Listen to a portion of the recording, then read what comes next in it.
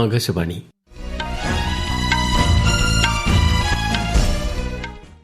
നമസ്കാരം. വാർത്തകൾ വായിക്കുന്നത് തുളസീദാസ് പരമേശ്വരൻ.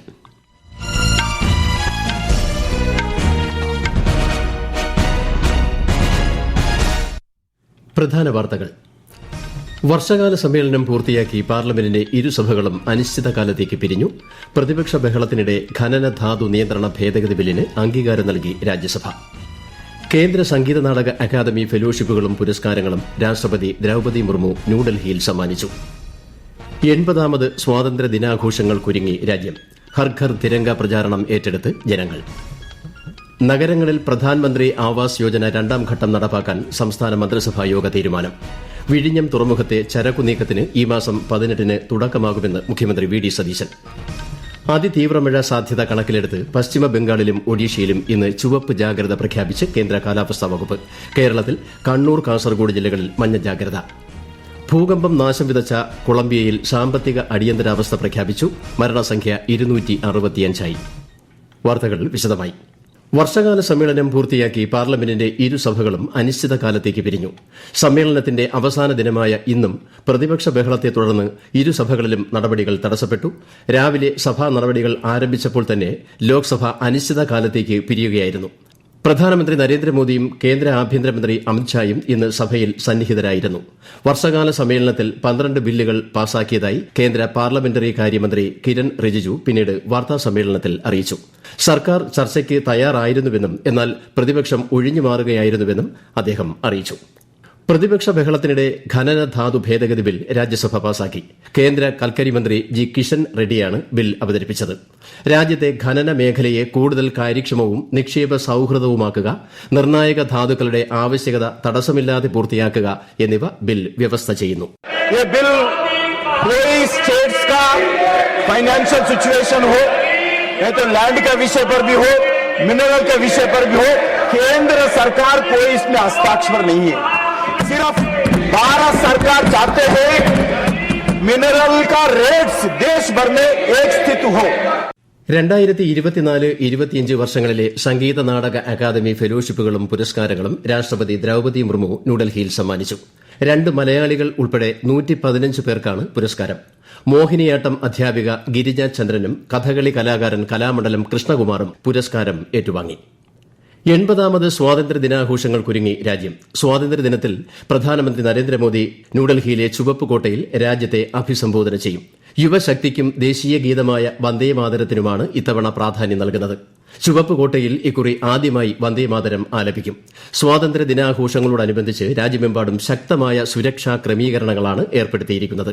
കൂടാതെ ഹർ ഘർ തിരംഗയുടെ ഭാഗമായി തിരംഗയാത്രകളും പുരോഗമിക്കുന്നു. സ്വാതന്ത്ര്യ ദിനാഘോഷം അടുത്തതോടെ കേരളത്തിലെ ഖാദി വിൽപ്പനശാലകളിലും പോസ്റ്റ് ഓഫീസുകളിലും ദേശീയ പതാക വാങ്ങാനായി നിരവധി പേരാണ് എത്തുന്നത്. ന്യൂഡൽഹിയിലെ സഫ്തർജംഗ് വിമാനത്താവളത്തിൽ ഹർ ഘർ തിരംഗ പ്രചാരണത്തിന്റെ ഭാഗമായി തിരംഗയാത്ര കേന്ദ്ര വ്യോമയാന മന്ത്രി രാം മോഹൻ നായിഡു ഫ്ളാഗ് ഓഫ് ചെയ്തു. പ്രചാരണത്തിന് ലഭിക്കുന്ന പൊതുജന പങ്കാളിത്തത്തിൽ ഏറെ അഭിമാനമുണ്ടെന്ന് അദ്ദേഹം പറഞ്ഞു. ദേശീയതലത്തിൽ സംഘടിപ്പിച്ച വന്ദേമാതരം പ്രചാരണത്തിൽ 1ഉം 2ഉം സ്ഥാനങ്ങൾ നേടി ജമ്മുകാശ്മീരിന് ചരിത്ര നേട്ടം സമ്മാനിച്ച് പൂഞ്ച്, രാംബൻ ജില്ലകൾ. മികച്ച പങ്കാളിത്തം, കൃത്യമായ ഏകോപനം എന്നിവ മുൻനിർത്തി കൈവരിച്ച ഈ നേട്ടത്തിൽ ജമ്മുകാശ്മീർ ലഫ്റ്റനന്റ് ഗവർണർ മനോജ് സിൻഹ മുതിർന്ന ഉദ്യോഗസ്ഥരെ ആദരിച്ചു. സ്വാതന്ത്ര്യ ദിനാഘോഷങ്ങളുടെ ഭാഗമായി തിരുവനന്തപുരം ദക്ഷിണ വ്യോമസേനയുടെ ബാൻഡ് ടീം അവതരിപ്പിക്കുന്ന സംഗീത വിരുന്ന് ഇന്ന് വൈകിട്ട് നിശാഗന്ധി ഓഡിറ്റോറിയത്തിൽ നടക്കും. കണ്ണൂർ ഏഴിമല നാവിക അക്കാദമിയിലെ നേവി ബാൻഡിന്റെ പ്രത്യേക സംഗീത പരിപാടിയും ഇന്ന് ഉണ്ടാകും. പഞ്ചാബിലും ഝാർഖണ്ഡിലും വിദ്യാർത്ഥികൾ നേരിടുന്ന ഗുരുതരമായ പ്രശ്നങ്ങൾ പ്രതിപക്ഷ പാർട്ടികൾ മനഃപൂർവ്വം അവഗണിക്കുകയാണെന്ന് ബിജെപി.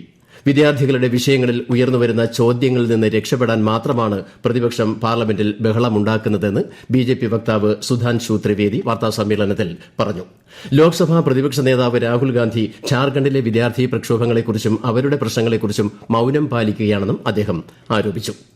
2 ദിവസത്തെ സന്ദർശനത്തിനായി ലൈബീരിയൻ വിദേശകാര്യമന്ത്രി സാറ ബെയ്സോലോ നാൻറ്റി ഇന്ന് രാവിലെ ന്യൂഡൽഹിയിൽ എത്തി. ഹൈദരാബാദ് ഹൌസിൽ വിദേശകാര്യമന്ത്രി എസ് ജയശങ്കറുമായി അവർ കൂടിക്കാഴ്ച നടത്തും. ഇന്ത്യ ലൈബീരിയ ബന്ധം കൂടുതൽ ശക്തിപ്പെടുത്താൻ സന്ദർശനം വഴിയൊരുക്കുമെന്ന് വിദേശകാര്യ മന്ത്രാലയം അറിയിച്ചു. ഈ വാർത്തകൾ ആകാശവാണിയിൽ നിന്ന്. ആകാശവാണി വാർത്തകളും വാർത്താ അധിഷ്ഠിത പരിപാടികളും all India radio news Thiruvananthapuram YouTube ചാനലിലും at all India radio news Thiruvananthapuram Facebook പേജിലും AIR ന്യൂസ് _ ഇൻസ്റ്റഗ്രാം അക്കൌണ്ടിലും at AIR news _ TVM X ഹാൻഡിലും ലഭ്യമാണ്. വിഴിഞ്ഞം അന്താരാഷ്ട്ര തുറമുഖത്തു നിന്നുള്ള കയറ്റുമതി ഇറക്കുമതി ചരക്ക് നീക്കത്തിന് ഈ മാസം 18-ന് തുടക്കമാകുമെന്ന് മുഖ്യമന്ത്രി വി ഡി സതീശൻ. തുറമുഖത്തിന്റെ നേരിട്ടുള്ള ഗുണഫലം നാടിന് ലഭ്യമാകുന്നതിലേക്കുള്ള ആദ്യത്തെ പ്രധാന ചുവടുവയ്പ്പാണിതെന്ന് അദ്ദേഹം വാർത്താസമ്മേളനത്തിൽ പറഞ്ഞു. വയനാട് മുണ്ടക്കൈ ചൂരൽമല ദുരന്തബാധിതർക്ക് 2 ലക്ഷം രൂപ അധികമായി നൽകാനും മന്ത്രിസഭായോഗം തീരുമാനിച്ചു. PMAY പദ്ധതി നഗരം 2.0 നടപ്പാക്കാനുള്ള തീരുമാനമെടുത്തതായി മുഖ്യമന്ത്രി അറിയിച്ചു. മുണ്ടക്കൈ ചൂരൽമല പുനരധിവാസ ലിസ്റ്റിലുള്ള ഗുണഭോക്താക്കൾക്ക് 2 ലക്ഷം രൂപ ധനസഹായം അനുവദിക്കുന്നതിന് ആവശ്യമായ അധിക ഫണ്ട് അനുവദിക്കാനും ഉള്ള തീരുമാനം എന്നെടുത്തിട്ടുണ്ട്. നേരത്തെ വന്നിരുന്നൊരു നിർദ്ദേശമാണ് ഏകദേശം 5 കോടി രൂപയിലധികം കൊടുത്ത് എല്ലാവർക്കും 2 ലക്ഷം രൂപ വീതം നൽകാനുള്ള തീരുമാനമെടുത്തിട്ടുണ്ട്. തദ്ദേശ സ്വയംഭരണ വകുപ്പുമായി ബന്ധപ്പെട്ട് PMAY പദ്ധതി നഗരം 2 നടപ്പാക്കുന്നതിനുള്ള ധാരണാപത്രം ഒപ്പുവയ്ക്കാൻ വേണ്ടിയിട്ടുള്ള തീരുമാനമെടുത്തിട്ടുണ്ട്. മാധ്യമ സ്ഥാപനങ്ങളുടെ ഉടമസ്ഥതയിലും നിയന്ത്രണത്തിലും ക്രിമിനൽ പശ്ചാത്തലമുള്ളവരും ഗുരുതരമായ ആരോപണങ്ങൾ നേരിടുന്നവരും കടന്നുവരുന്നത് ജനാധിപത്യത്തിന് ഭീഷണിയാണെന്ന് BJP സംസ്ഥാന അധ്യക്ഷനും MLAയുമായ രാജീവ് ചന്ദ്രശേഖർ. ഫുട്ബോൾ ഇതിഹാസം മെസ്സിയുടെ പേരിൽ സാമ്പത്തിക ക്രമക്കേട് നടത്തിയവരെക്കുറിച്ച് സമഗ്ര അന്വേഷണം നടത്തണമെന്നും അദ്ദേഹം ആവശ്യപ്പെട്ടു. Central bureau of communication Thiruvananthapuram regional ഓഫീസിന്റെ ആഭിമുഖ്യത്തിൽ സംഘടിപ്പിച്ച സംയോജിത ബോധവൽക്കരണ പരിപാടി തിരുവനന്തപുരം നഗരസഭ ഡെപ്യൂട്ടി മേയർ ആശാനാഥ് GS ഉദ്ഘാടനം ചെയ്തു. കേന്ദ്ര പദ്ധതികളെക്കുറിച്ചുള്ള അവബോധം പൊതുജനങ്ങളിലേക്ക് എത്തിക്കുകയാണ് പരിപാടിയുടെ ലക്ഷ്യം. വടക്കൻ ബംഗാൾ ഉൾക്കടലിൽ ന്യൂനമർദ്ദം രൂപപ്പെട്ടതിനെ തുടർന്ന് പശ്ചിമ ബംഗാളിലും ഒഡീഷയിലും അതിതീവ്ര മഴയ്ക്ക് സാധ്യതയുള്ളതിനാൽ കേന്ദ്ര കാലാവസ്ഥാ വകുപ്പ് ഇന്ന് ചുവപ്പ് ജാഗ്രത പുറപ്പെടുവിച്ചു.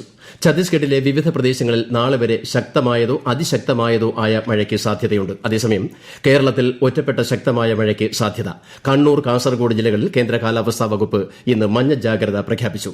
കള്ളക്കടൽ പ്രതിഭാസത്തിന്റെ ഭാഗമായി തിരുവനന്തപുരം, കൊല്ലം, ആലപ്പുഴ, എറണാകുളം, തൃശൂർ ജില്ലകളിലെ തീരപ്രദേശങ്ങളിൽ ഇന്ന് ഉച്ചയ്ക്ക് ശേഷം 2:30 വരെ കടലാക്രമണത്തിന് സാധ്യതയുണ്ട്.